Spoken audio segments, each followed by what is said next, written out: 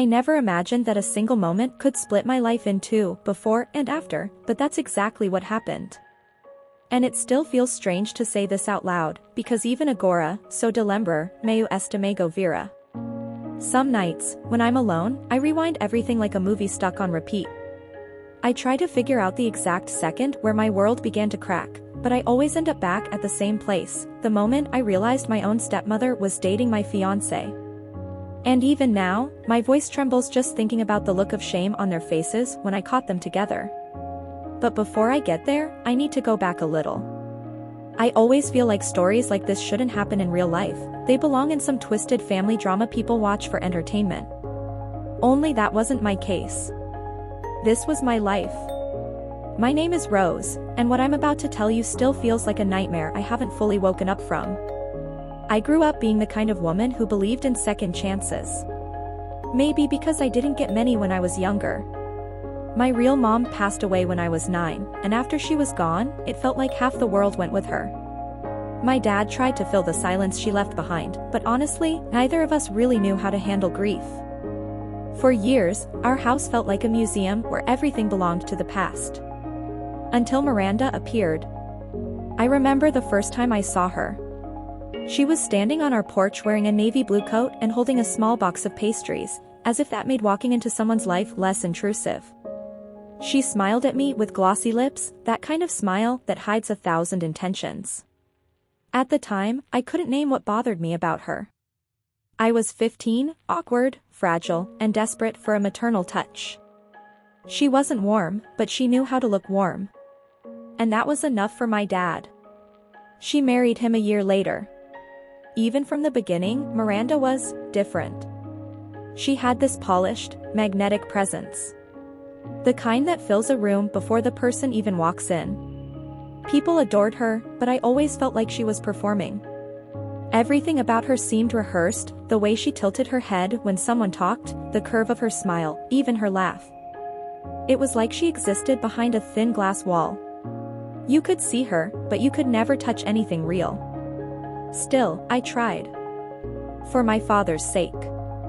And eventually, we built this fragile, cold, mutual tolerance. But this story isn't really about my past with Miranda. It's about the moment our lives collided in the worst way possible, and how the betrayal came from the last people I expected. Before everything fell apart, I was engaged to Daniel. He wasn't perfect, not even close, but he was mine. Or at least I thought he was. We met in college. He had those soft, observant eyes and this ease of talking to me that pulled me in.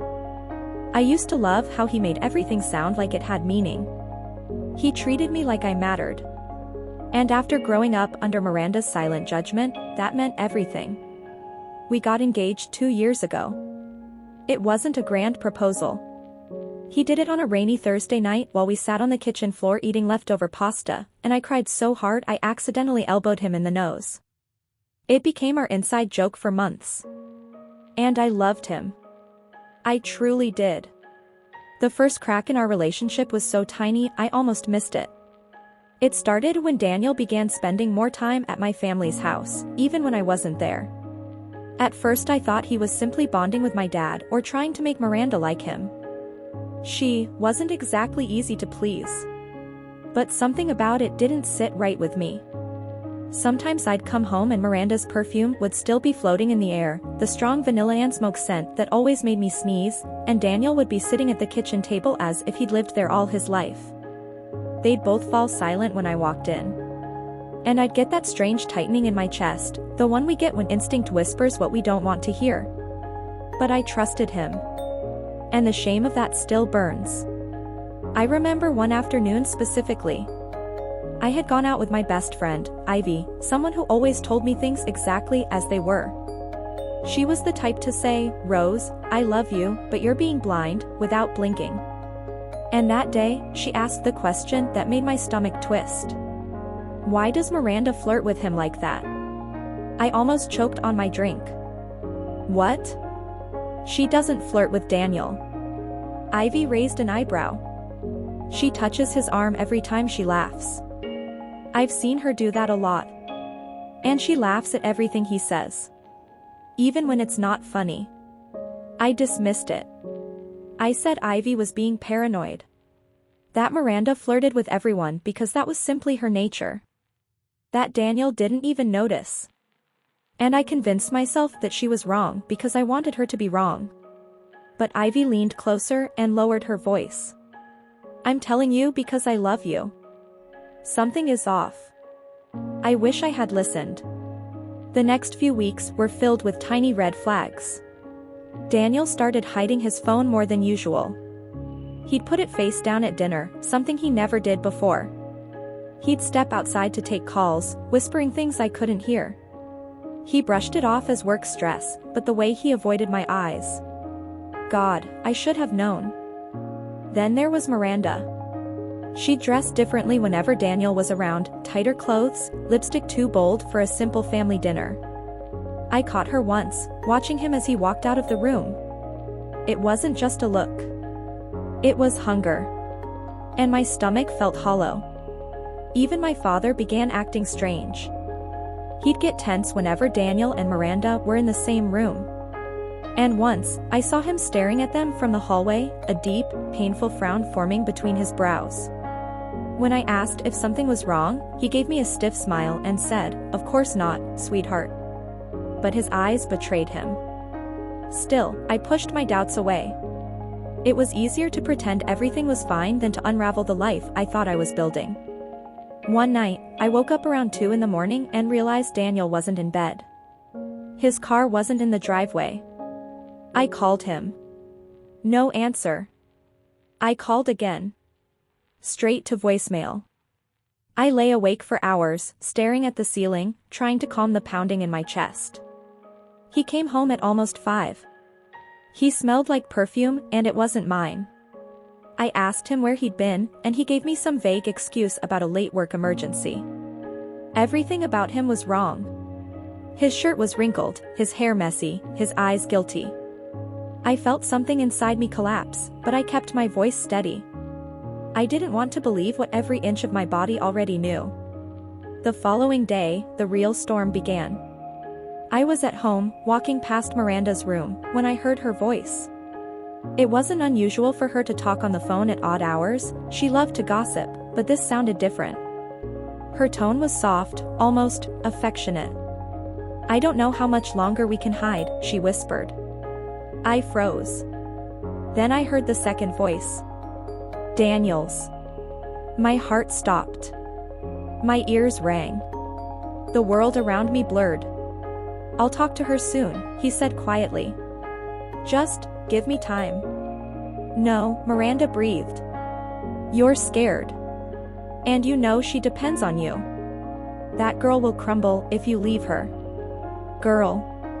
Not woman. Like I was fragile. Like I was stupid. Like I was beneath them. I didn't even realize I had taken a step forward until the wooden floor creaked under my foot. Suddenly there was silence. Pure, chilling silence. Then footsteps. Miranda opened the door so suddenly I gasped. Her face went pale. Her eyes widened with pure dread. For the first time in years, I saw something real in her expression, and it was fear. "Rose," she whispered. "What are you doing here?" Behind her, Daniel's silhouette shifted in the room. And in that moment, the puzzle pieces in my head snapped into place, forming a picture so horrifying I wished I could unsee it. They were together. They had been together. My stepmother. My fiancé. And the two of them stood there staring at me as if I were the intruder. I couldn't move. Couldn't blink. My throat felt like it was closing. Daniel came forward, his voice shaking. "Rose, wait. It's not what you think." I almost laughed. Because of course it was exactly what I thought. I had seen this movie before. My aunt lived this, my friend lived this, women all over the world live this. But we always hope it won't be us. Miranda's face flushed with embarrassment, an expression I had never seen on her before. She pulled her robe tighter around her body, as if that could erase the evidence. I stepped back. Then another step. My vision blurred, my ears buzzed, and all I could think was, my father. My father married her. He trusted her. And she did this. I turned around and ran. I didn't even realize I was crying until I tasted the salt on my lips.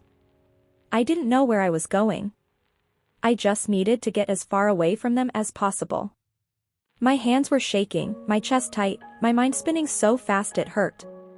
Behind me, I heard Daniel call my name, his footsteps chasing after me. But all I could think was, how long? How long had they been humiliating me behind closed doors? I reached the front door and yanked it open, stumbling onto the porch. The cold air hit my face, but it didn't calm me. Nothing could. Daniel grabbed my arm gently but firmly. Rose, please, let me explain. I jerked away from him as if his touch burned. Don't touch me. My voice cracked. I felt like I was breaking apart, piece by piece. And he saw it. For the first time that night, I saw regret flicker in his eyes. But regret doesn't erase betrayal. It only makes it sting more. He tried again. I didn't mean for this to happen. I stared at him. The man I thought I knew. The man I almost married. How long? I whispered. Just tell me how long. Daniel looked at the ground. He couldn't even face me. And that was my answer. Too long. Long enough to destroy me. I didn't wait for him to speak. I walked past him, barefoot, crying, shaking, humiliated. The night was cold, but the pain in my chest burned like fire. That's when I realized the truth. This wasn't the end. This was only the beginning of a nightmare I never asked for. And everything that came after was even worse. I wish I could say I walked back into that house with strength, with fury, with dignity, but the truth is that I was trembling. Every step I took felt like I was dragging the weight of 1,000 lies behind me. My breathing was shallow, my hands cold, and my mind burned with a mixture of disbelief and rage. I didn't want to go back in there, but I had to. I needed answers, even if the truth tore apart what little was left of me. When I stepped back inside, Daniel and Miranda were standing in the living room, both of them stiff, pale, and desperate to pretend they weren't caught. I remember how silent everything felt. The house, once filled with memories of my childhood, seemed to echo with betrayal. My voice came out shaky, but loud enough that neither of them could pretend not to hear it. Close the door, I said. I didn't even recognize my own voice. It was low, distant, like it belonged to someone who had finally snapped. Daniel hesitated before closing it slowly, almost as if he were afraid the sound might shatter me completely. Miranda kept her eyes on me, but not with the arrogance she usually wore. Her expression was different, caught between fear and something else I couldn't name. I stood in front of them, arms crossed tightly over my chest. Start talking. Daniel ran a hand through his hair, his breathing uneven. Rose. I didn't plan this. I swear. It just happened.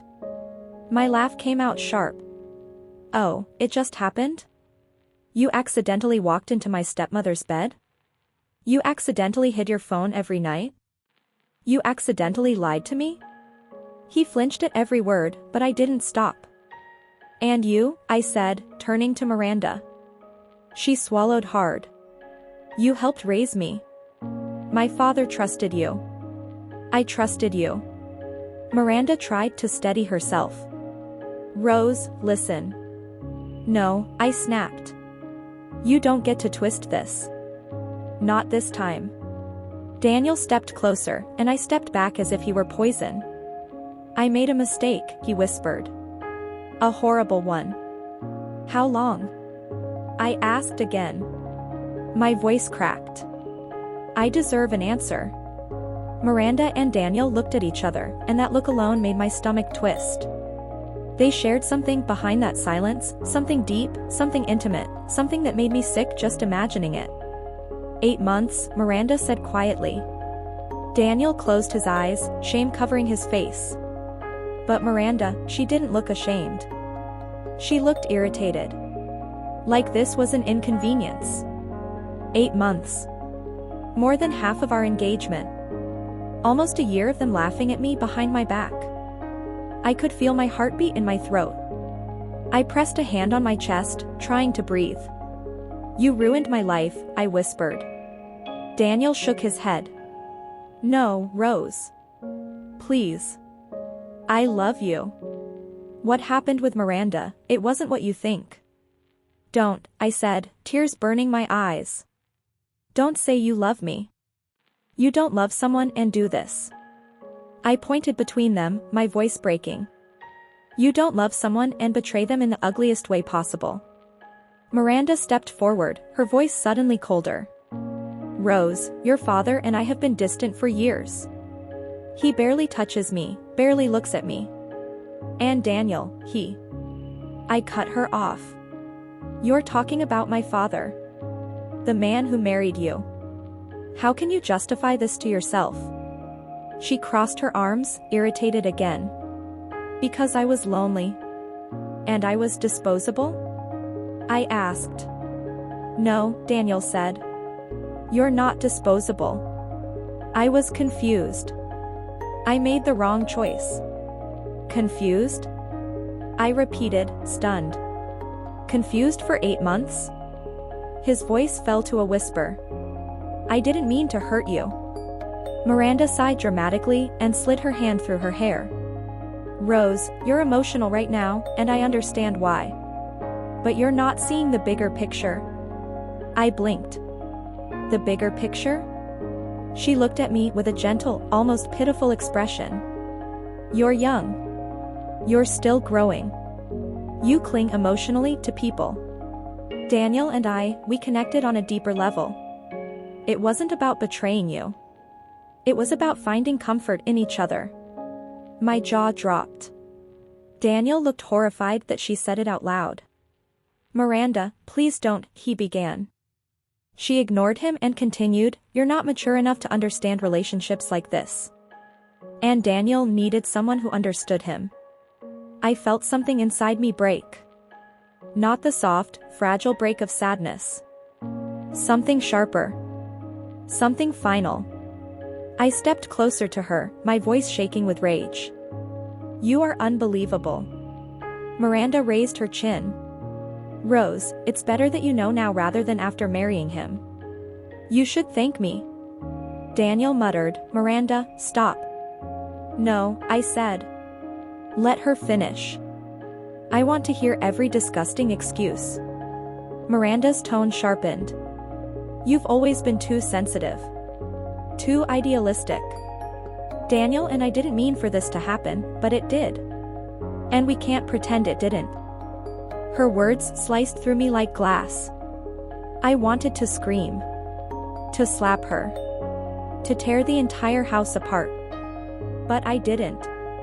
Instead, I felt myself go numb. Completely numb. Daniel took a step closer. "Rose, please. Let me make this right." I stared at him through blurry eyes. "Make it right? How? By breaking my heart twice? By telling me more lies?" He shook his head quickly. "No. I want to explain. I fell into something I shouldn't have. Miranda was there when we were fighting, and..." Miranda scoffed. "Stop making excuses, Daniel. You weren't a child. You knew exactly what you wanted." He shot her a furious look. "You're not helping." I took a deep breath. "Both of you need to leave." Daniel's eyes widened. "What?" "Rose, no. Please, let me fix this." "You can't fix this," I whispered. "You destroyed something inside me. Something I can't get back." Miranda shook her head. "You're overreacting." I snapped. "Get out of my father's house." "My father's house," I repeated more firmly. Daniel hesitated. "Let me at least." "Leave," I said quietly. "Before I start screaming." For a moment, neither of them moved. And then Daniel, with tears in his eyes, nodded and walked toward the door. He turned back once, but I looked away. I couldn't stand the sight of him. Miranda, however, stayed planted where she was. She stared at me with an expression I couldn't read. Annoyance? Anger?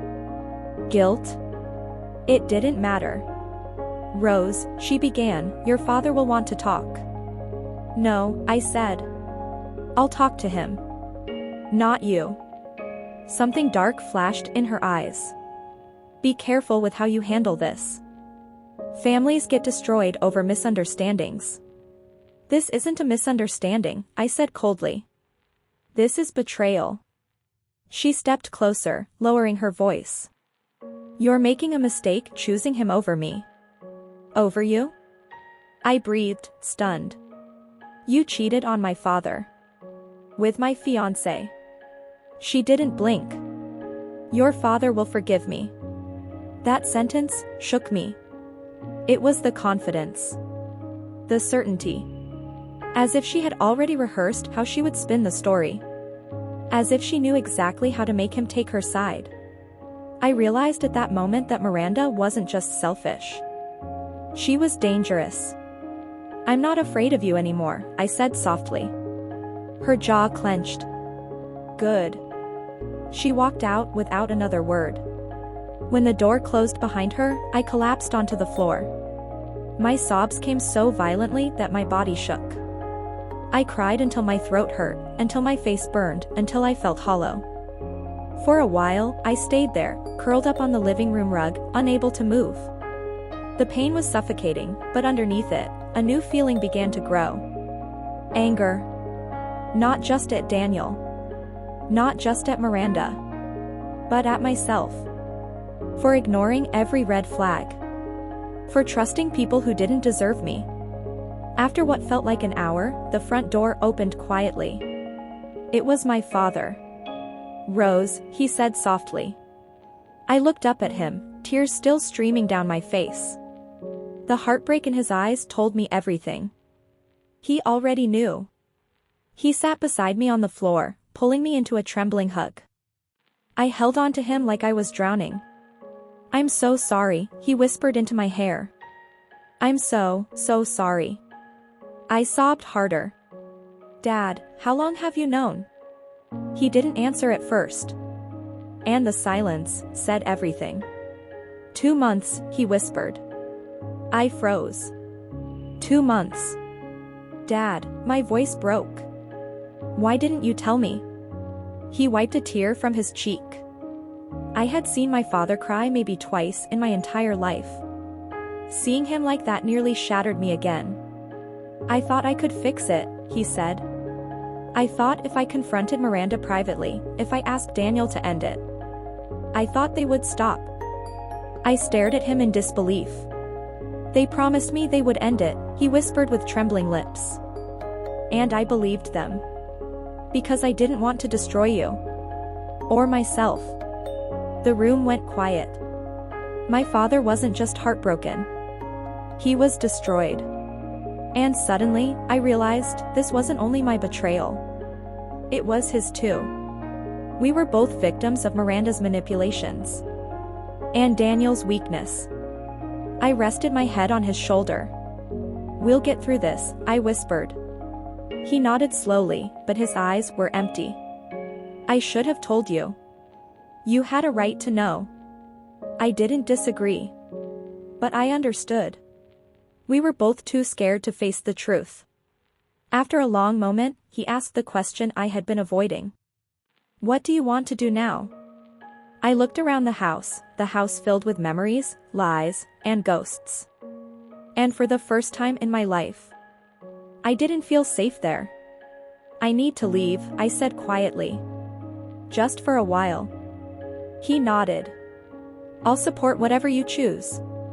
I stood up, shaky but determined. I wasn't the same Rose who woke up this morning. Something inside me had changed. I packed a bag, wiping my tears every few minutes. My hands trembled, but my decision didn't. When I reached the door, I turned to my father. Will you be okay? He forced a small smile. One day. I hugged him tightly. She doesn't deserve you. His lips trembled. And Daniel didn't deserve you. We held on to each other for a long time. Then I stepped outside. The air felt different. Colder. But freeing. As I walked to my car, I noticed someone standing near the gate. It was Ivy. She must have seen the missed calls. She must have known something was wrong. She ran to me, pulling me into her arms. Rose, tell me what happened. I broke again, crying into her shoulder. Everything. Everything happened.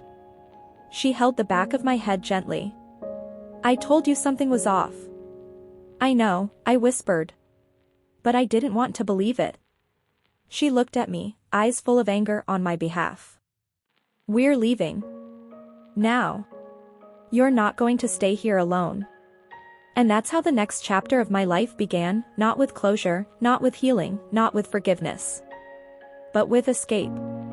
As Ivy drove us away, I stared at my reflection in the window. My eyes were swollen, my lips trembling, my soul bruised. But under all the pain, I felt something else. Strength. The kind that only comes after everything you thought you needed is ripped away. I whispered to myself, barely audible, they don't get to break me. And for the first time that night, I believed it.